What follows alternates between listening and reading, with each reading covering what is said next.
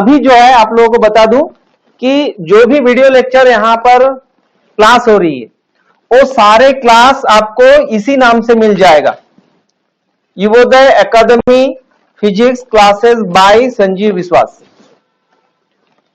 उसके बाद अगर नहीं मिलता है तो आप हमें फोन नंबर पर, इस फोन नंबर पर आप व्हाट्सएप करके बात कर सकते हैं, ठीक है।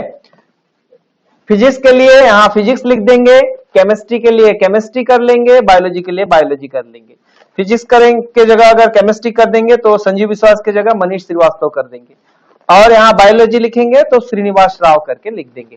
तो आपको यूट्यूब में पूरे लेक्चर जो अभी आज क्लास हो रहा है वो सारे क्लास आपको मिल जाएगी, ठीक है। तो इसीलिए आप लोग बीच में कोई भी बातें अभी नहीं करेंगे, आपको क्लास सुनाई दे नहीं दे फिर भी आप जुड़े रहेंगे, ठीक है। और जहां तक एकदम कुछ ब्लर आती है तो आप बोल देंगे कि सर ब्लर आ रही है, तो नहीं तो फिर, और एकदम सुनाई नहीं देगा तभी आप बात करेंगे, है ना। तो जहां तक नेटवर्क का प्रॉब्लम हो सकता है आपके इलाके में तभी डिस्टर्ब हो सकते हैं, नहीं तो फिर हमारे यहाँ से हम लोग दूसरे सिस्टम भी दूसरे रूम में लगा चुके हैं, वहां पर बराबर हमारे दूसरे जो टीचर है वो जो है बराबर चेक कर रहे हैं, ठीक है। चलिए तो बोर्ड परीक्षा की तैयारी हम कैसे करें, और क्लास 12 का है, फिजिक्स का है, और इलेक्ट्रोमैग्नेटिक इंडक्शन चैप्टर हमने कल लिया था, और कल हमने क्या क्या घटना पढ़ा था उसको एक बार थोड़ा सा जान लेते हैं, उसके बाद आज के टॉपिक में मैं आऊंगा। तो कल हमने क्या पढ़ा था, देखिए सबसे पहले हमने पढ़ा था कि जो ट्रांसफार्मर होता है, ट्रांसफार्मर के अंदर जो कोर होता है वो क्रोड़ को पटलित क्यों किया जाता है। तो इसका उत्तर हमने पढ़ा था कि भंवर धाराओं के कारण क्रोड़ को पटलित किया जाता है भंवर धारा को कम करने के लिए। फिर हमने पढ़ा था कि भंवर धारा को और किस नाम से जाना जाता है, ये भी हमने कल डिस्कस किया था। उसके बाद हमने पढ़ा था कि स्वप्रेरकत्व का मात्रक क्या है और अनुन्य प्रेरकत्व का मात्रक क्या है, ये हमने जाना था।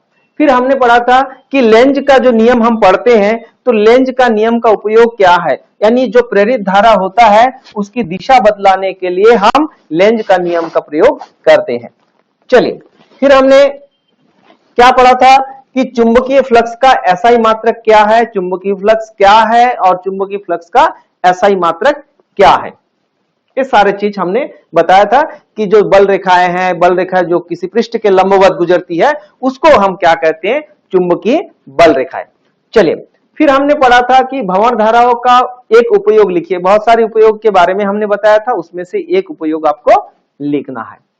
फिर दिष्ट धारा प्रेरण कुंडली का प्रतिरोध कितना होता है ये हमने जाना था। फिर अनुनादी जो परिपथ है उसकी आवृत्ति का क्या सूत्र है, इसके बारे में भी हमने जाना था। फिर प्रतिबाधा का मात्रक क्या है, फिर जो लेंज का नियम है उस लेंज का नियम क्या है और ये नियम किसके अनुकूल है, इसके बारे में हमने विस्तार से जाना था। अब हम क्या जाने थे कि स्वप्रेरण किसे कहते हैं, स्वप्रेरण में कितनी कुंडली होते हैं, ये सारे चीज हमने डिस्कस किया था। फिर अनुन्य प्रेरण में कितने कुंडली होते हैं, कौन से कुंडली को प्राथमिक कुंडली कहते हैं, कौन से कुंडली को द्वितीय कुंडली कहते हैं, कौन से कुंडली से फ्लक्स निकलता है और वो फ्लक्स जाके किस पर अध्यारोपित होता है, ये सारे चीज हमने डिस्कस किया था। फिर अनुन्य प्रेरकत्व में प्राथमिक कुंडली क्या है, द्वितीय कुंडली क्या है, कॉइल एक किसको बोलेंगे, what is primary coil, what is secondary coil, ये सारे चीज हमने डिस्कस किया था। फिर हमने ये किया था कि दिष्ट धारा जो है उपकरण जो है किस प्रभाव पर आधारित है और प्रत्यावर्ती धारा उपकरण जो है किस प्रभाव पर आधारित है, ये भी हमने डिस्कस किया था। फिर प्रत्यावर्ती धारा चालक के किस भाग से होकर प्रवाहित होता है, ये सारे चीज हमने डिस्कस किया था। फिर अगर किसी प्रत्यावर्ती धारा लिए थे और उसमें शिखर मान और वर्ग माध्य मूल मान, उसमें क्या संबंध होता है, उसी बेस्ड पर हमने डिस्कस किया था कि अगर IRMS दिया है तो I0 कैसे निकाले, या I0 दिया है तो IRMS कैसे निकाले, ये हमने बताया था। और इसी प्रकार V0 दिया है तो VRMS कैसे निकालेंगे, या VRMS दिया है V0 कैसे निकालेंगे, ये सारे चीज हमने डिस्कस किया था। फिर अगर कोई प्रत्यावर्ती धारा समीकरण दिया है, उसका शिखर मान क्या होगी और उसकी आवृत्ति क्या होगी, ये भी हमने कल डिस्कस किया था। फिर लेंज का नियम हमने बताया था कि लेंज का नियम क्या है और इसका व्याख्या ये किस नियम के अनुकूल है, डिटेल से हमने पढ़ लिया था पिछले लेक्चर में, आप देख सकते हैं चाहे तो। फिर हमने क्या पढ़ा था, फैराडे का विद्युत चुंबकीय प्रेरण का क्या नियम है, कितने नियम है, ये सारे चीज हमने पढ़ा था। ठीक है, चलिए आज आते हैं हम भंवर धारा के बारे में। तो भंवर धारा, भंवर से आप लोग परिचित हैं, भंवर शब्द से आप लोग परिचित हैं। क्या होता है भंवर धारा? तो देखिए यहां पर जब किसी चालक से बद्ध चुंबकीय फ्लक्स के मान में परिवर्तन किया जाता है, तो उस चालक में जल में उत्पन्न भंवर के समान एक विद्युत धारा उत्पन्न होती है, प्रेरित विद्युत धारा उत्पन्न होती है, और इस धारा को क्या कहते हैं, भंवर धारा। भंवर जिस प्रकार देखे होंगे आप लोग, बरसात में पानी जाते रहता है और बीच में कहीं डिस्टरबेंस आता है तो पानी वहीं गोल गोल घूमने लगता है, चक्करदार पानी वहां घूमने लगता है। ठीक उसी प्रकार यहां पर आप देख रहे हैं कि चुंबक को हमने चालक के पास ले गया, तो जैसे ही चालक के पास ले गया या उससे दूर ले गया, तो यहां पर देखिए गोल गोल यहां पर धारा उत्पन्न होती है। तो ये गोल गोल जो धारा दिख रहे हैं ना, ऐसे भंवर जिस प्रकार ऐसे पानी घूमता है, ठीक उसी प्रकार यहां पर घूम रहा है। तो इस प्रकार की जो धारा होती है उसी को हम क्या कहते हैं, भंवर धारा कहते हैं। तो यहां पर भंवर धारा का अगर हम प्रैक्टिकली डेमोन्स्ट्रेशन करें, अगर मान लीजिए आपके पास एक बुक है, मान लीजिए एक बुक है और इसको एक छिद्र किए, छिद्र करके आप इसको टांग दी, और टांगने के बाद इसको मतलब यहां से एक होल किए और इसको टांग दिए और इसको ऐसे छोड़ देंगे, तो क्या होगा, ये इस प्रकार ये दोलन करते रहेगा। और मान लीजिए यहां पर आपके हाथ में एक टॉर्च है, टॉर्च को ऐसे दिखाए, तो जब यहां पर है तो रोशनी ज्यादा, यहां गया तो रोशनी कम, यहां आया रोशनी ज्यादा, इधर गया रोशनी कम। तो जब ये दोलन करने लगता है तो इसका रोशनी जो है कम ज्यादा होने लगता है। ठीक उसी प्रकार अगर आपके पास मान लीजिए एक चालक है, मान लीजिए कोई चालक है और इस चालक को एक होल किए और होल करके आपने ऐसे इसे टांग दिए, टांगने के बाद इसके चारों ओर मान लीजिए यहां पर एक आप इलेक्ट्रोमैग्नेट लगा दिए। इलेक्ट्रोमैग्नेट मतलब जब विद्युत धारा प्रवाहित करते हैं तो यहां पर एक कॉइल, इसके ऊपर यू शेप का कोई सॉफ्ट आयरन कोर लेते हैं और लेकर के इसमें हम एक बैटरी जोड़ देते हैं और एक कुंजी जोड़ देते हैं। तो हम देखते हैं पहले जब इसमें विद्युत धारा प्रवाहित नहीं करते हैं तो क्या है, जैसे हम इसको छोड़ देते हैं और मतलब यहां से जैसे आप लोग पेंडुलम वाला दोलन देखे होंगे कि एक साइड से, या झूला देखे होंगे, तो एक साइड से जब छोड़ देते हैं तो ये मध्यमान स्थिति में आता है, यहां से फिर क्या जाता है, इधर जाता है। तो इस प्रकार ये बार बार दोलन करने लगता है। तो ऐसे यहां पर पहले दोलन कर रहा था कौन, ये चालक। ये चालक क्या है, पहले दोलन कर रहा था, लेकिन जैसे ही हम इसमें विद्युत धारा उत्पन्न किए, विद्युत धारा उत्पन्न की मतलब विद्युत धारा प्रवाहित किए, जैसे ही हमने यहां पर ऑन किए तो इसमें से होकर क्या होने लगा, विद्युत धारा प्रवाहित होने लगा। और जब इस कुंडली से होकर विद्युत धारा बहने लगा तो यहां पर एक साइड क्या हो गया, नॉर्थ पोल, और एक साइड क्या हो गया, साउथ पोल। मतलब ये जो है एक इलेक्ट्रोमैग्नेट बन गया, इलेक्ट्रोमैग्नेट, विद्युत चुंबक। जब विद्युत चुंबक बना तो इस विद्युत चुंबक से क्या निकला, चुंबकीय बल रेखाएं, और ये चुंबकीय बल रेखाएं यहां से निकल कर कहां जा रही है, साउथ में जा रही है। और बीच में कौन पड़ रहा है, ये चालक पड़ रहा है। तो चालक का कभी रोशनी, जिस प्रकार रोशनी कभी कम कभी ज्यादा, ठीक उसी प्रकार जो चुंबकीय बल रेखा यहां से निकल के इधर जा रही है और रास्ते में कौन पड़ रहा है, ये चालक। तो चालक में कभी चुंबकीय बल रेखा ज्यादा और कभी चुंबकीय बल रेखा कम। और जब इस प्रकार चुंबकीय बल रेखाओं के मान में परिवर्तन होता है, यानी चुंबकीय फ्लक्स के मान में परिवर्तन होता है, तो उस चालक में, ये जो चालक है, इस चालक में जो है गोल गोल विद्युत धारा प्रवाहित होने लगता है। जैसे आप लोग यहाँ पे वीडियो के माध्यम से देखिए अभी अभी कि यहाँ पर जो विद्युत धारा है, देखिए यहाँ पर किस प्रकार ये विद्युत धारा यहाँ बह रही है। बार बार यहाँ पर आपने देखा कि इस प्रकार ये विद्युत धारा गोल गोल विद्युत धारा बहने लगता है। तो इस जो प्रेरित धारा है इसको भंवर धारा कहते हैं और ये भंवर धारा उसी कारण का विरोध करता है जिसके कारण स्वयं उत्पन्न हुआ है, यानी उसके गति होने के कारण उत्पन्न हुआ और गति होने के कारण उत्पन्न हुआ तो गति का ही विरोध करता है। इसलिए ये क्या होता है, जल्दी से रुक जाता है। पहले क्या है, जब इसमें विद्युत धारा नहीं प्रवाहित किए तो लंबे समय तक दोलन करते रहा, लेकिन जैसे ही आपने विद्युत धारा इसमें प्रवाहित किया तो ये जल्दी से रुक गया। मतलब ये जल्दी से रुकने का कारण क्या है, भंवर धारा के कारण जल्दी से रुक जाता है। तो भंवर धारा का जो उपयोग है, कहां कहां पर उपयोग होता है और भंवर धारा किसे कहते हैं, ये प्रश्न 3 नंबर का पूछा जा सकता है। तो यहां पर भंवर धारा का कहां पर उपयोग करते हैं, तो विद्युत चुंबकीय ब्रेक में, यानी जो ट्रेन होता है, ट्रेन के पहिए में हम क्या करते हैं, इलेक्ट्रोमैग्नेटिक ब्रेक का यूज करते हैं। अगर आपके मोटरसाइकिल में जैसे ब्रेक शू है, वैसे ब्रेक शू अगर हम ट्रेन में लगाएंगे तो यहां से दिल्ली पहुंचते पहुंचते 1000 बार आपको क्या करना पड़ेगा, ब्रेक शू बदलना पड़ेगा। तो इसीलिए क्या करते हैं हम कि वहां पर हम इलेक्ट्रोमैग्नेट लगाते हैं, यानी उस जो पहिए है, उस पहिए जब घूमते रहता है उसके चारों ओर चुंबकीय क्षेत्र उत्पन्न कर देते हैं। चुंबक से क्या निकलती है, चुंबकीय बल रेखाएं, और वो कहां पर जाके इंटरसेक्ट होती है, पहिए में। और जिसमें पहिए में जैसे ही होता है तो पहिए में होने के कारण क्या होता है, पहिया घूमना बंद हो जाता है। मतलब जिसके कारण उत्पन्न हुआ है उसी का विरोध करता है और पहिया जो है जल्दी से, ट्रेन का जो पहिया जल्दी से रुक जाता है।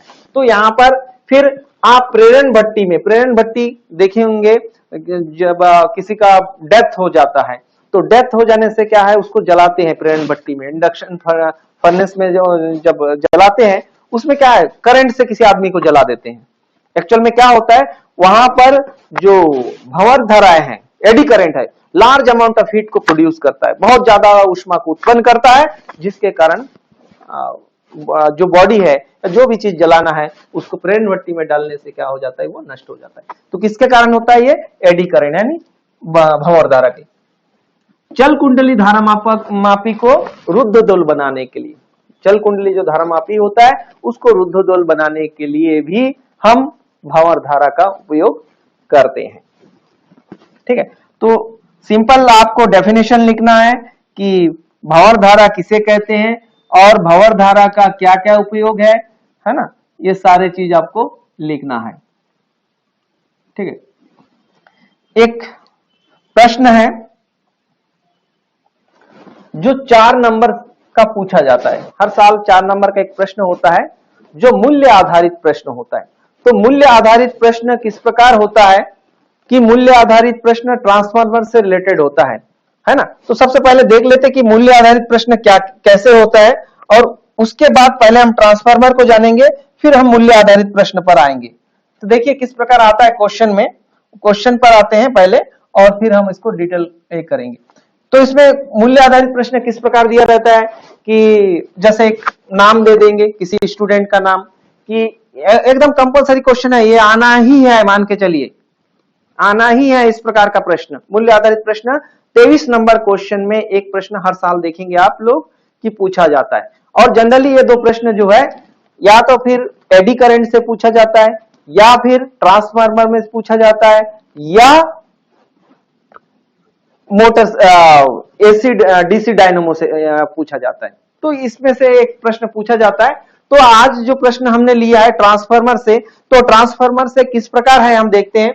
देखिए यहां पर राम विद्यालय के शिक्षक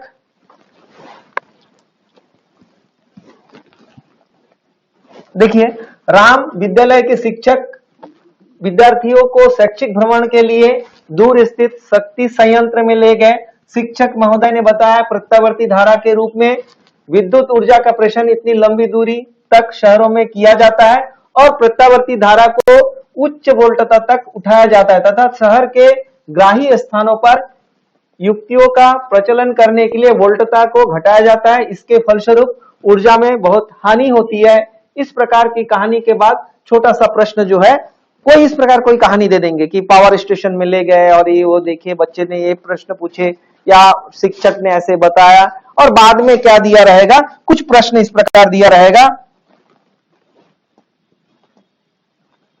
इस प्रकार दिया जाएगा कि ट्रांसफार्मर किस सिद्धांत पर कार्य करती है। इसमें से 2-3 प्रश्न दिए रहेंगे, पूरे नहीं दिए रहेगा, 2-3 प्रश्न इसमें से उठा के कोई भी दे सकता है।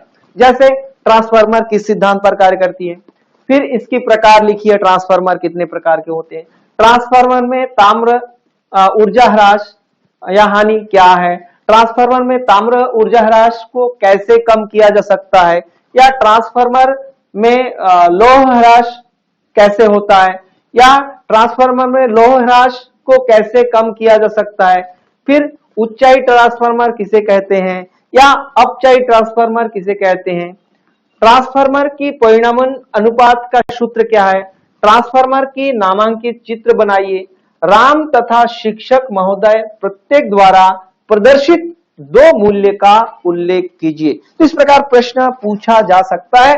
चलिए हम पहले, चूंकि हम आंसर तभी दे पाते हैं किसी प्रश्न का जब हम उसके बारे में जानते हैं, तो चलिए आप लोगों को मैं ले चलता हूं उस प्रश्न की ओर। जो इन सारे प्रश्न, जो छोटे छोटे प्रश्न होगी मूल्य आधारित प्रश्न, उन सारे मूल्य आधारित प्रश्न जानने के पहले हम जान लेते हैं कि ट्रांसफार्मर कैसे कार्य करता है, ट्रांसफार्मर क्या है, उसको पहले देख लेते हैं।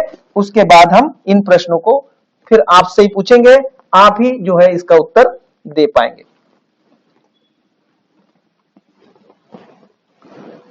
तो देखिए, ट्रांसफार्मर किस सिद्धांत पर कार्य करती है, पहला प्रश्न देखिए, बहुत ही छोटा छोटा पार्ट हमने लिया है ट्रांसफार्मर का ही। तो ट्रांसफार्मर जो है अनुन्य प्रेरण के सिद्धांत पर कार्य करती है। अनुन्य प्रेरण कल हम आप लोगों को मैंने बताया था कि हम बता सकते हैं कि आपका बिहेवियर कैसा है, आप कैसे लड़के हैं या आप कैसे लड़की है, आपको कब हम बता सकते हैं, आपके फ्रेंड सर्कल को देखकर। क्या होता है, हम जिसके साथ संगति करते हैं तो उसके कुछ गुण जो है अपने में आ जाता है, तो दूसरे का गुण अपने में आ जाना, उसी को कहते हैं प्रेरण, उसी को कहते हैं अनुन्य प्रेरण, दूसरे में प्रेरित होना, है ना। अपने आप में बदलना स्वप्रेरण होता है, दूसरे के कारण बदलना अनुन्य प्रेरण होता है। तो ठीक उसी प्रकार देखिए, यहां पर ट्रांसफार्मर में 2 कुंडली होते हैं, एक होता है प्राथमिक कुंडली और एक होता है द्वितीय कुंडली। तो देखिए प्राथमिक कुंडली, अभी आपने देखा ये जो प्रत्यावर्ती धारा स्रोत है, ये प्राथमिक कुंडली है, पहला कुंडली है, और इसमें धारा बहता है। धारा बहने से क्या हुआ, उसके फ्लक्स के मान में कभी परिवर्तन हुआ, फ्लक्स के मतलब यहां चुंबकीय बल रेखाएं निकली, और ये चुंबकीय बल रेखाएं पास में रखे, जो दूसरा कुंडली इसके पास में है, तो इसका प्रेरण इसमें होता है। देखिए विद्युत धारा हमने प्राथमिक कुंडली में दिया, लेकिन उसका असर जो है दूसरे कुंडली में दिखने लगा, और इसी को कहते हैं mutual induction. Whenever there is a change in magnetic flux linked with the coil and induced EMF is generated in the second coil, and this phenomena is called actually mutual induction। जो होता है, क्या होता है, जो प्राथमिक कुंडली होता है, पहला जो कुंडली होता है, इसमें हमने विद्युत धारा प्रवाहित किया और इसका असर जो है दूसरे में दिखने लगा, और इसी घटना को क्या कहते हैं, अनुन्य प्रेरण, म्यूचुअल इंडक्शन। ठीक है, चलिए आगे बढ़ते हैं। तो ये अनुन्य प्रेरण के सिद्धांत पर कार्य करते हैं, और ये 2 प्रकार के होते हैं। जो ट्रांसफार्मर है वो 2 प्रकार के होते हैं, जहां जैसे अपने को जरूरत पड़े उसी के अकॉर्डिंग हम ट्रांसफार्मर का प्रयोग करते हैं। तो ट्रांसफार्मर एक ऐसी युक्ति है जो प्रत्यावर्ती धारा या वोल्टेज को अधिक वोल्टेज से कम वोल्टेज में या कम वोल्टेज से अधिक वोल्टेज में बदल देता है। तो ऐसे उपकरण को हम क्या कहते हैं, ट्रांसफार्मर कहते हैं। तो ट्रांसफार्मर वह युक्ति है जो उच्च वोल्टेज प्रत्यावर्ती वोल्टेज को निम्न प्रत्यावर्ती वोल्टेज में बदल देता है, या निम्न प्रत्यावर्ती वोल्टेज को उच्च प्रत्यावर्ती वोल्टेज में बदल देता है। तो इस उपकरण को क्या कहते हैं, हम ट्रांसफार्मर कहते हैं। चलिए, तो ट्रांसफार्मर 2 प्रकार के होते हैं। तो पहला जो ट्रांसफार्मर होता है वो होता है उच्चाई ट्रांसफार्मर। उच्चाई ट्रांसफार्मर का मतलब होता है स्टेप अप ट्रांसफार्मर। अप मतलब बढ़ाना, उच्च उच्च मतलब बढ़ाना। तो ऊंचाई ट्रांसफार्मर क्या होता है, जब लो वोल्टेज को हाई वोल्टेज में बदला जाता है। देखिए अगर हम ले, हाँ क्या हो गया, आवाज नहीं आ रही, बात नहीं करना है ना, चलिए। तो यहां पर प्रत्यावर्ती वोल्टेज जो है, लो वोल्टेज को जब हाई वोल्टेज में बदलते हैं, लो वोल्टेज बोलने से देखिए जैसे हमारे यहां पर जो बिजली आती है वो कहां से आती है, कोरबा से। तो कोरबा में क्या होता है, 220 वोल्ट प्रत्यावर्ती वोल्टेज मान लीजिए उत्पन्न हुआ, और वहां पर क्या करते हैं, ट्रांसफार्मर के द्वारा लो वोल्टेज को मतलब 220 वोल्ट को 11,000 वोल्ट में बदल दिया जाता है 220 वोल्ट, और उसको 11,000 वोल्ट में बदल दिया जाता है, मतलब लो वोल्टेज को हाई वोल्टेज में बदला जाता है। और जब वोल्टेज बढ़ता है तो करंट कम होता है, वोल्टेज बढ़ने से क्या होता है, करंट कम होता है, और इस ट्रांसफार्मर का नाम होता है स्टेप अप ट्रांसफार्मर।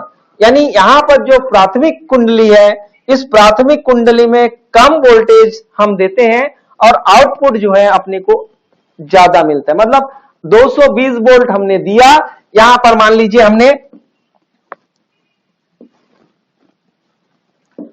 हमने 220 वोल्ट दिया, यहां पर 220 वोल्ट हमने दिया, और ये जो है आउटपुट अपने को 11,000 वोल्ट मिला। और मान लीजिए यहां पर 20 एम्पियर करंट था, और मान लीजिए 1 एम्पियर करंट में बदल गया। इस प्रकार हो सकता है 20 ये जो भी है इस प्रकार, या 0.5 इस प्रकार बदल सकता है। मतलब यहां पर करंट कम होता है और वोल्टेज क्या हो रहा है, बढ़ रहा है। जब वोल्टेज बढ़ता है मतलब प्राइमरी इनपुट हमने कम वोल्ट दिया और अधिक, ये कम है, इनपुट हमने कम दिया, इनपुट हमने कम दिया, जो निवेशी वोल्टेज है, निवेशी है वो कम है, और जो निर्गत है, आउटपुट हमने को जो मिल रहा है निर्गत जो है वो ज्यादा है, ये ज्यादा है, कम को ज्यादा वोल्टेज में बदलता है। तो इस प्रकार का जो ट्रांसफार्मर होता है उसको कहते हैं स्टेप अप ऊंचाई ट्रांसफार्मर। तो ऊंचाई ट्रांसफार्मर वह ट्रांसफार्मर है जो लो वोल्टेज को हाई वोल्टेज में बदलता है। जैसे कोरबा से अगर जगदलपुर शहर के लिए बिजली आना है तो पहले कैसे आएगा, हमारे जो यहां पर जो पावर हाउस आएगी, पावर हाउस है वहां तक बिजली जैसे आती है, तो वहां से स्टेप अप हो करके आप देखेंगे high tension battery, high tension wire लिखा रहता है, जो बड़े बड़े दूर दूर पोल होते हैं और वहां से जो आती है, तो उसको बोलते हैं हाई वोल्टेज वाला। तो हाई वोल्टेज क्या होता है, वोल्टेज को बढ़ाता है, और उसके लिए हम स्टेप अप ट्रांसफार्मर का प्रयोग करते हैं, तो वोल्टेज को बढ़ाने के लिए।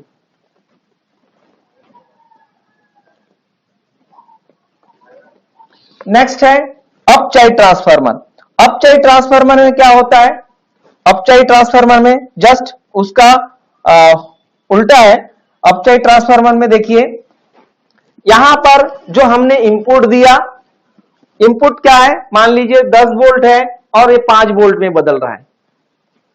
यहां पर फेरों की, प्राथमिक में फेरों की संख्या ज्यादा होती है और द्वितीयक में फेरों की संख्या कम होती है। मतलब जब हम हाई वोल्टेज को, जैसे हमारे घर में 220 वोल्ट आता है, लेकिन हमारे जगदलपुर शहर में 11,000 वोल्ट पहले आ जाता है, और आने के बाद उसको क्या करते हैं, स्टेप डाउन करके हम क्या करते हैं, मोहल्ले में भेजते हैं।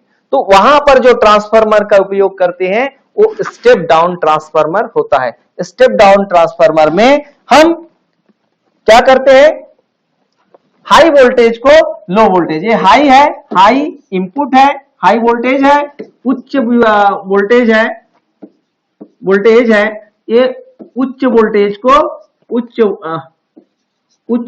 को निम्न वोल्टेज में बदलता है, निम्न में बदलते हैं। मतलब यहां पर जैसे आपको मान लीजिए 11,000 वोल्ट है, 11,000 वोल्ट आपने इनपुट दिया, ये हो गया इनपुट, निवेश किया और उससे निकला 220 वोल्ट। तो यहां पर क्या करते हैं, हम वोल्टेज को क्या कर रहे हैं, कम कर रहे हैं। तो जब वोल्टेज कम होता है तो उसको क्या कहते हैं, अपचाई ट्रांसफार्मर। तो ट्रांसफार्मर दो प्रकार के होते हैं, एक होता है स्टेप डाउन और दूसरा होता है स्टेप अप। स्टेप डाउन में हम क्या करते हैं, वोल्टेज को कम करते हैं, और स्टेप अप में वोल्टेज को बढ़ाते हैं। जैसे यहां पर 11,000 वोल्टेज से अगर 220 वोल्ट में बदल रहा है, यानी ये जो ट्रांसफार्मर होगी ये अप चाई ट्रांसफार्मर या स्टेप डाउन ट्रांसफार्मर। यहां पर जो फेरों की संख्या होती है अधिक होती है, फेरों की संख्या अधिक होता है इसमें स्टेप डाउन में, और यहां पर फेरों की संख्या कम होता है, फेरों की संख्या कम होती है, इसलिए वोल्टेज भी कम हो जाता है। यहां हमने इनपुट दिया, इस साइड में हमने इनपुट दिया और इधर से हमको क्या मिला, आउटपुट मिला। तो आउटपुट अगर कम मिल रहा है तो वहां पर क्या होगी, स्टेप डाउन ट्रांसफार्मर होगी।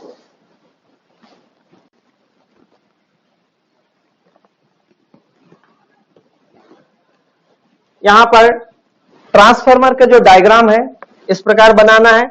इसमें प्राइमरी कॉइल बनाना है, लेमिनेटेड कोर बनाना है, पटलित कोर बनाना है, यहां पर एसी वोल्टेज आपको देना है, और यहां पर एसी वोल्टेज सोर्स है ना, प्रत्यावर्ती निवेशी प्रत्यावर्ती सिग्नल अपने को देना है, प्रत्यावर्ती सिग्नल है,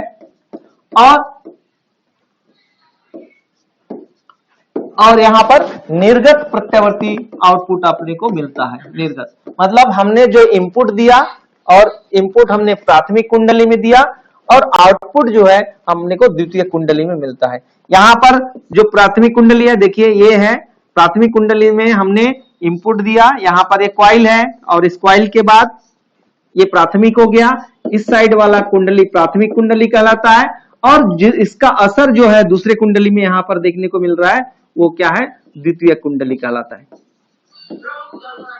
ठीक है, और यहां पर जो आउटपुट मिलता है ये लोड के थ्रू ये जो है आउटपुट अपने को मिलता है। मतलब जब प्राइमरी कॉइल है और ये सेकेंडरी कॉइल होता है।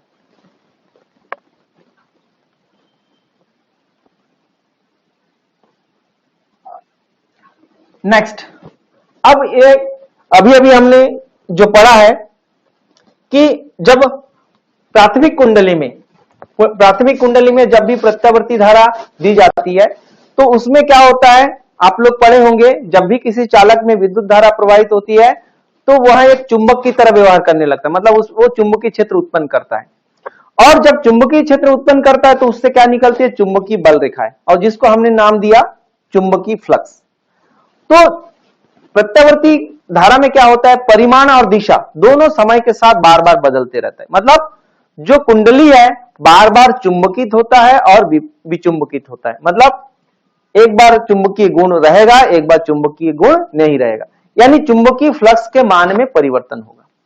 और जब फ्लक्स के मान में परिवर्तन होगा और उसका असर क्या कहां पर दिखने लगेगा, दूसरे कुंडली में दिखने लगेगा, और वहां पर एक प्रेरित विद्युत वाहक बल उत्पन्न हो जाता है। यानी जो प्राथमिक कुंडली है, हमने जो प्राथमिक कुंडली लिया था, इस पहले ये जो प्राथमिक कुंडली है, प्राइमरी कॉइल है, इसमें अगर फेरों की संख्या मान लीजिए एनपी है, और इसमें जो फ्लक्स होता है मान लीजिए फाई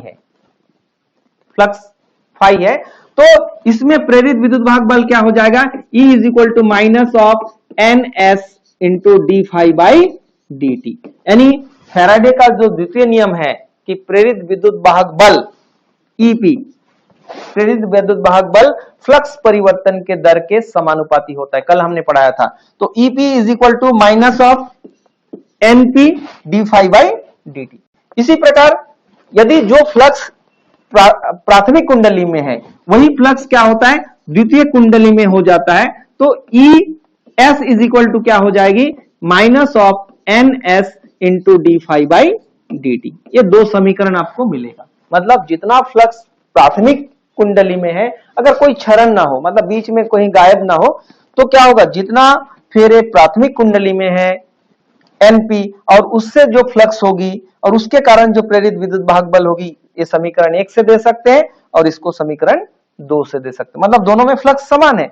ये समीकरण 1 है, ये समीकरण 2 है, दोनों को भाग देंगे तो क्या आ जाएगी, EP upon E S is equal to minus of NP upon minus of NS into d five by d t upon d five by d T.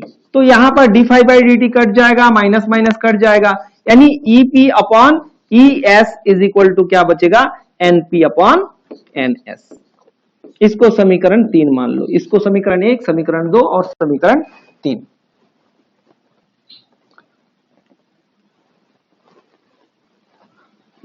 अब यदि कोई पावर लॉस ना हो, कोई भी, जितना इनपुट पावर है उतना ही आउटपुट पावर होता है, और पावर इज इक्वल टू क्या होता है, V इंटू आई। तो input power is equal to क्या हो जाएगा, आउटपुट पावर। इनपुट पावर यानी निवेशी जो शक्ति है और निर्गत शक्ति दोनों क्या हो जाएगी, आउटपुट पावर, दोनों क्या हो जाएगी, इक्वल होगी। तो मतलब V आई और V आई इन दोनों का मल्टीप्लिकेशन क्या हो जाएगी, इक्वल हो जाएगी। V, तो यहां V लिख सकते हैं या E, E इंटू आई, E इंटू आई मान लीजिए, E इंटू आई। तो यहां पर इनपुट में क्या है, EP IP is equal to ES IS। तो क्या हो जाएगी, यहां पर EP upon ES is equal to क्या हो जाएगी, IS अपॉन IP। यदि हम पिछला समीकरण देखें और अभी वाला समीकरण देखें, दोनों को बराबर कर दे तो क्या हो जाएगा, VS upon VP is equal to ES upon AP is equal to क्या हो जाएगी, NS upon NP is equal to IP upon IS is equal to R। और यही जो है आपका क्या हो जाएगा, परिणामन अनुपात के लिए सूत्र है। माने ये जो ट्रांसफार्मर है, इसी फार्मूले, जितने भी न्यूमेरिकल भी अगर आता है कॉम्पिटिटिव लेवल पे, तो वहां पर भी आप इसी फार्मूले का प्रयोग करेंगे, VS ES NS। मतलब सेकेंडरी कॉइल में वोल्टेज ज्यादा है, कब, जब नंबर ऑफ टर्न्स ज्यादा है, लेकिन करंट वहां पर क्या है, कम है, करंट कम है। तो मतलब वोल्टेज अगर बढ़ता है तो करंट क्या हो जाता है, कम होता है, और वोल्टेज बढ़ेगा तो करंट कम होगा, और वोल्टेज कम होगा तो करंट क्या होगी, बढ़ेगी। मतलब दोनों एक दूसरे के क्या होता है, व्युत्क्रमानुपाती होता है। तो यहां पर इस फार्मूले से आप कर सकते हैं। अब आते हैं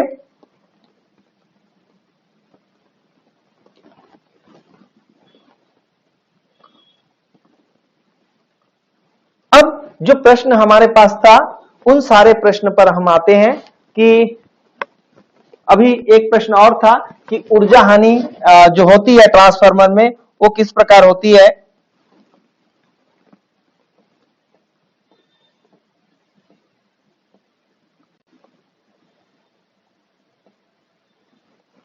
अब ऊर्जा हानि कौन कौन सी होती है, तो यहां पर जो ट्रांसफार्मर है उसमें किस प्रकार की ऊर्जा हानि होती है। तो ट्रांसफार्मर में सबसे पहले जो ऊर्जा हानि होती है वो होती है ताम्र ह्रास। ताम्र मतलब तांबा, ताम्र मतलब तांबा, कॉपर लॉस। तो उसमें हमने पढ़ा है कि जो प्राथमिक कुंडली है और द्वितीय कुंडली में जब भी विद्युत धारा प्रवाहित होती है, तो विद्युत धारा आप पढ़े होंगे जूल का प्रभाव, क्या, H is equal to I square R T. I क्या है, विद्युत धारा का वर्ग, आई स्क्वायर मतलब विद्युत धारा का वर्ग, आर मतलब उसका प्रतिरोध, और टी मतलब समय। मतलब जितना ज्यादा विद्युत धारा होगी उतना ज्यादा ऊष्मा हो जाएगी। मतलब आप लोग पढ़े हैं कि जब भी किसी चालक में विद्युत धारा प्रवाहित की जाती है तो वह गर्म हो जाती है, और विद्युत धारा के इस प्रभाव को क्या कहते हैं, धारा का ऊष्मीय प्रभाव। यानी ऊष्मीय प्रभाव के अंतर्गत जो जूल का नियम हम पढ़ते हैं, तो वहां पर H is equal to I square R T होता है।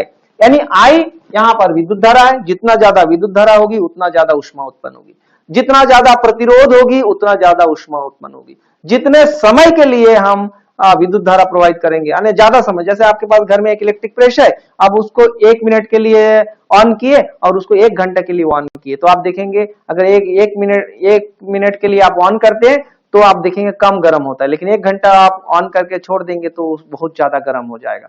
तो इस प्रकार उस समय के समानुपाती होता है, प्रतिरोध के समानुपाती होता है। ज्यादा प्रतिरोध वाला है, आप देखेंगे अगर 100 वाट का एक बल्ब लेंगे और एक 60 वाट का बल्ब लेंगे, तो आप देखेंगे दोनों का साइज सेम है, लेकिन एक जो है 100 वाट का है, एक 60 वाट का। रीजन क्या है, उसमें जो फिलामेंट वायर होता है उस फिलामेंट वायर का प्रतिरोध क्या होता है, अलग अलग होता है, और उसी प्रतिरोध अलग होने के कारण वो क्या है, विद्युत ऊर्जा को ऊष्मीय ऊर्जा के रूप में या प्रकाश ऊर्जा के रूप में रूपांतरित करता है। केवल उसके प्रतिरोध के कारण ही ऐसा होता है। तो यहां पर ऊष्मा जो उत्पन्न होती है वो I²RT के रूप में होती है, तो H = I²RT। अब आते हैं हम लौह ह्रास। दूसरा प्रकार के जो हानि होती है वो लौह ह्रास होती है, आयरन लॉस। तो इस आयरन लॉस में क्या होता है, क्लोर को भंवर धारा उत्पन्न होने के कारण क्या होती है, उसमें होने वाली ऊर्जा को, जो भी ऊर्जा ह्रास होती है, भंवर धारा उत्पन्न होती है। इसके पहले आप लोगों को पढ़ाया था भंवर धारा। तो भंवर धारा उस क्या होता है, उत्पन्न होती है किसमें, ट्रांसफार्मर में। और उस कोर में जब भंवर धारा उत्पन्न होती है तो बहुत ज्यादा ऊष्मा उत्पन्न होती है, तो उसके कारण क्या होता है, ऊर्जा का क्या होता है, हानि होता है। इसीलिए भंवर धारा को कम करने के लिए उसके जो क्रोड होता है उस क्रोड को हम क्या करते हैं, पटलित करते हैं, मतलब लैमिनेटेड बनाते हैं, एक के बाद एक स्तर। जैसे एक पेज लिए और पेज के बीच वाला हिस्सा काट दिए तो एक लैमिना बन गया, और उसके ऊपर दूसरा पेज लिए उसी शेप का और उसको दोनों को चिपका दिए एक के ऊपर एक। तो वैसे ही जो ट्रांसफार्मर होता है उसके क्रोड को हम क्या करते हैं, पटलित करते हैं। फिर आता है तीसरा जो लॉस होता है, चुंबकीय फ्लक्स क्षरण। ट्रांसफार्मर में तीसरा जो लॉस होता है चुंबकीय फ्लक्स क्षरण। तो इसमें प्राथमिक कुंडली में विद्युत धारा प्रवाहित करने पर उत्पन्न चुंबकीय फ्लक्स द्वितीय कुंडली से बद्ध नहीं हो पाता है। जैसे हम लोग बोलते हैं, आज मैं पढ़ा रहा हूं, मान लीजिए 100% पढ़ा रहा हूं, जरूरी नहीं कि आपके 100% समझ में आए, 99% आया, 80% आया, 70% आया, 30% आया, 40% आया, हो सकता है।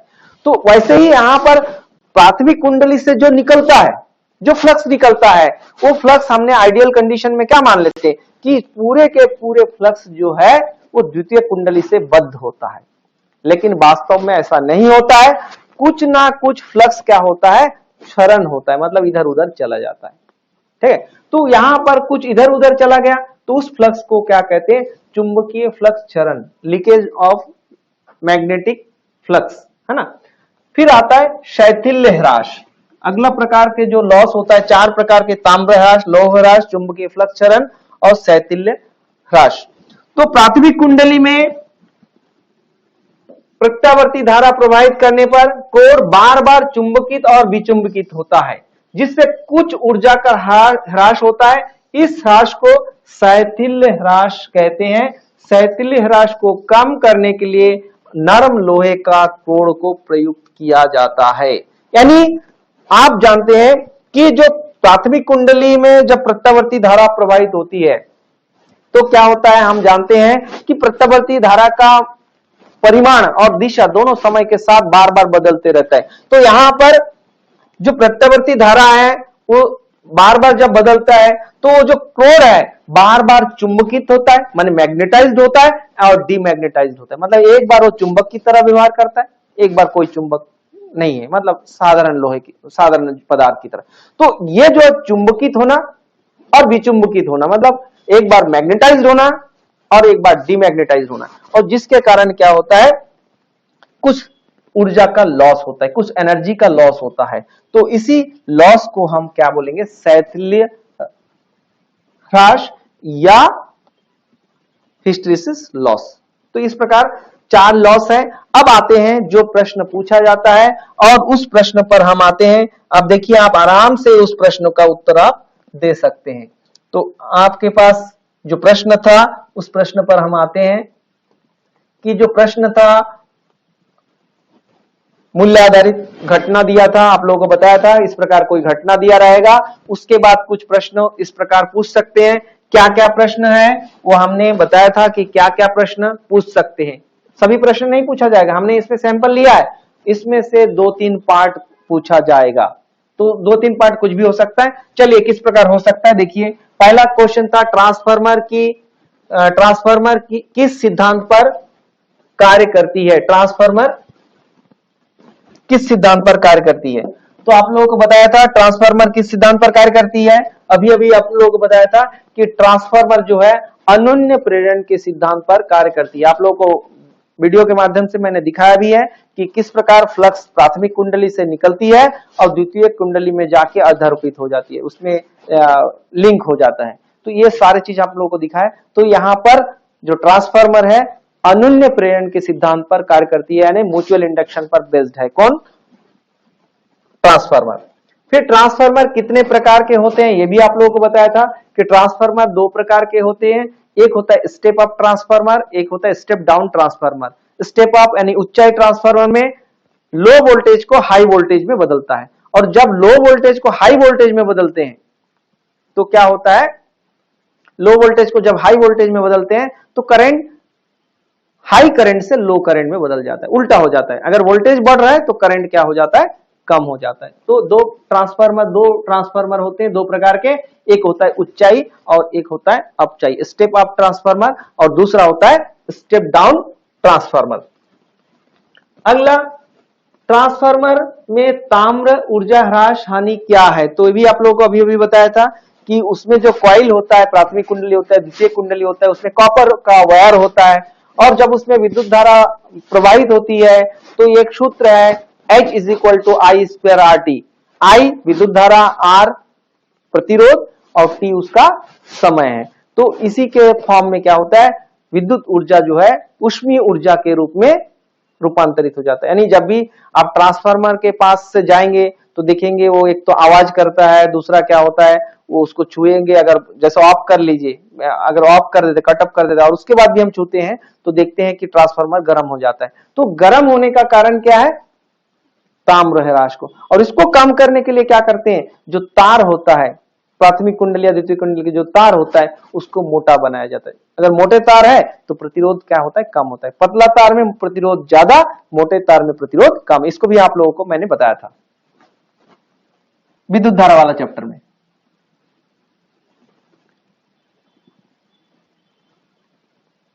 फिर ट्रांसफार्मर में लौह ह्रास, यहां पर शब्द लिख लीजिए, आप सपोर्ट नहीं किया तो यहां पर लौह शब्द है, लौह ह्रास, इसको लिखिए, लौह ह्रास कैसे होता है। तो भंवर ट्रांसफार्मर में भंवर धारा उत्पन्न होने के कारण ऊर्जा ह्रास लौह ह्रास कहलाता है, लौह ह्रास कहलाता है। ठीक है, तो मतलब जो भंवर धारा उत्पन्न होता है ना, और ट्रांसफार्मर में उस भंवर धारा को कम करने के लिए उसको क्या करते हैं, पटलित करते हैं। तो ट्रांसफार्मर जो है वो पटलित बनाते हैं, किस लिए बनाते हैं, क्योंकि आपको ट्रांसफार्मर में भंवर धारा को क्या करना है, कम करना है।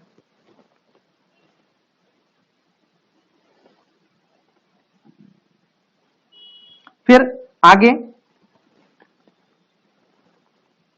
लौह ह्रास को कैसे कम किया जा सकता है, तो क्रोड को क्या है, पटलित करके हम लौह ह्रास को कम कर सकते हैं। यहां शब्द आप लिख लेंगे, ट्रांसफार्मर के क्रोड को पटलित करके लौह ह्रास को कम किया जा सकता है। यहां पर वर्ड आप जोड़ लेंगे, आप लोगों के पास इसका नोट्स भी होगा।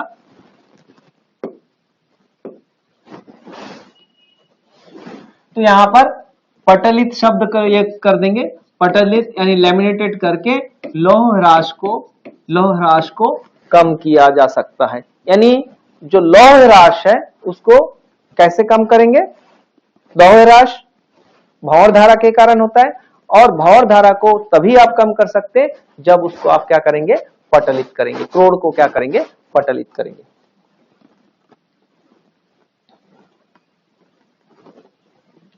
फिर ट्रांसफार्मर का परिणामन अनुपात का सूत्र लिखिए, मतलब जो न्यूमेरिकल आपको सॉल्व करना है उस न्यूमेरिकल को सॉल्व करने के लिए फार्मूला है Vs upon Vp, Es upon Ep, Ns upon Np, और इसके आगे एक और लाइन हमने जोड़ा था, क्या था, is equal to Ip upon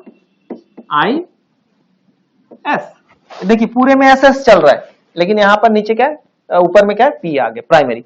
मतलब सेकेंडरी कॉइल में जो स्टेप डाउन ट्रांसफार्मर होता है, देखिए स्टेप डाउन में यहां पर जो प्राइमरी कॉइल है ये Np और ये Ns। सेकेंडरी कॉइल में फेरों की संख्या कम होता है, ये होता है स्टेप डाउन।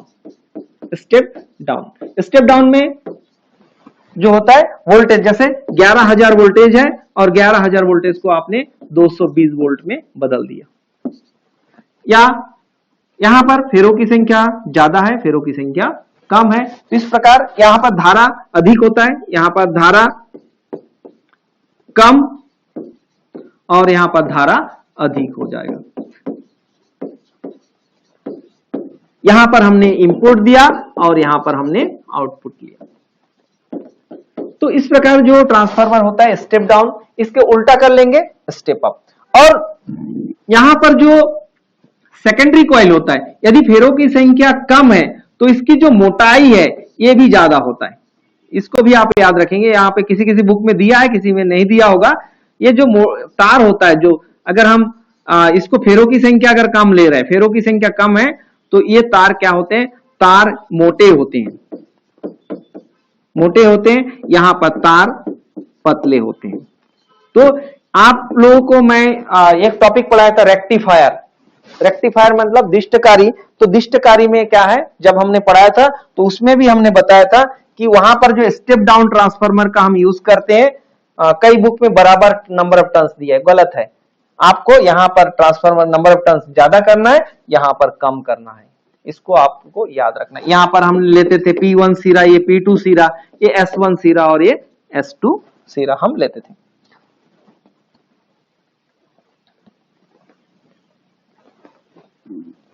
ठीक है, ट्रांसफार्मर का नामांकित चित्र बनाइए, तो ये आपको चित्र बनाना है ना, तो इस प्रकार बनाना है।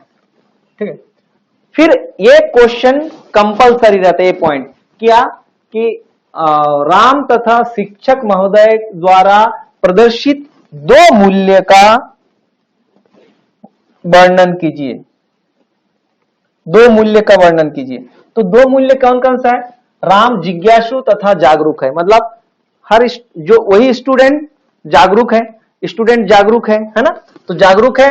शिक्षक महोदय विषय विशेषज्ञ एवं छात्र हित के चिंतक है, छात्रों के अच्छा के लिए कार्य करते हैं, इसलिए छात्र हित में वो कार्य करता है, इसलिए शिक्षक का मूल्य ये रहा। और स्टूडेंट का दो मूल्य क्या है, स्टूडेंट जागरूक है और जिज्ञासु है। हर स्टूडेंट क्लास में कुछ नहीं पूछते हैं, क्लास में जाते हैं, बैठते हैं, चले आते हैं, कहीं जाते हैं चुपचाप खड़े रहते हैं। कई लोगों का मन में आता है ये क्यों होता है, कैसे होता है, तो वो जिज्ञासु प्रवृत्ति है ना। साथ में जिज्ञासु है, जागरूक है, जो जागरूक होगा वही जिज्ञासा करेंगे, वही पूछेंगे। और शिक्षक महोदय वही, क्योंकि वो अगर किसी चीज को एक्सप्लेन कर रहा है, किसी बात को एक्सप्लेन कर रहा है, मतलब वो विषय विशेषज्ञ है, उस बात को जानता है, तभी वो आपके सामने आ रहा है और एक्सप्लेन कर रहा है। और छात्र हित के चिंतक है, वो छात्र के हित चाहता है ना। आज भी हम लोग अगर क्लास ले रहे हैं तो हम लोग के मन में भी कहीं ऐसा है कि चलो भैया हम लोग कुछ बता देंगे, तो हो सकता है प्रदेश के जो बच्चे हैं उनको अच्छा से अच्छा अंक मिले, इसलिए हम लोग क्या कर रहे हैं, आप लोगों का क्लास ले रहे हैं। ठीक है, आपके टीचर भी आप लोगों की क्लास ले रहे हैं, मतलब ये क्यों लेते हैं, ताकि आप अच्छा से अच्छा अंक प्राप्त करें, या आप देश के जो है एक अच्छे नागरिक बन सके, ये सारे शिक्षा आप लोगों को टीचर देते हैं, है ना। तो आपके शुभ चिंतक है, तभी आपको ये सारे बात बताते हैं ना। तो ये दो मूल्य आपको लिखना है, ठीक है। ठीक, तो आज का क्लास जो है अभी यहीं पर हम समाप्त करते हैं, क्योंकि अगला क्लास का समय हो चुका है। ठीक है, कल पुनः आप लोग इसी लिंक से इसी समय जुड़िए, ठीक है। ठीक, चलो। और इसका जो लिंक है आप लोगों को मैं बता चुका हूं, यहां पर मिल जाएगा ना। हाँ हाँ, ओके, आप लोगों को बताया हूं, ओके ओके।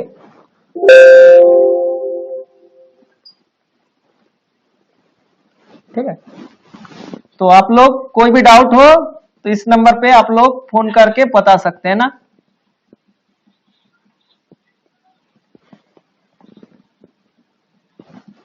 ठीक, ये इस नंबर पे अभी जो क्लास आपको लगा वो सारे video Yuvodaya academy physics classes bye Sanjeev विश्वास, इसमें आप लोगों को यूट्यूब में आज का लेक्चर मिल जाएगा, है ना। और बाकी लेक्चर भी इसी लिंक में मिल जाएगा। ठीक है, आप लोग अभी केमिस्ट्री लिंक से जुड़ जाइए, क्लास स्टार्ट हो चुका है। ठीक है, हाँ हाँ, उसमें जुड़ जाइए। हाँ, ओके ओके। Okay okay.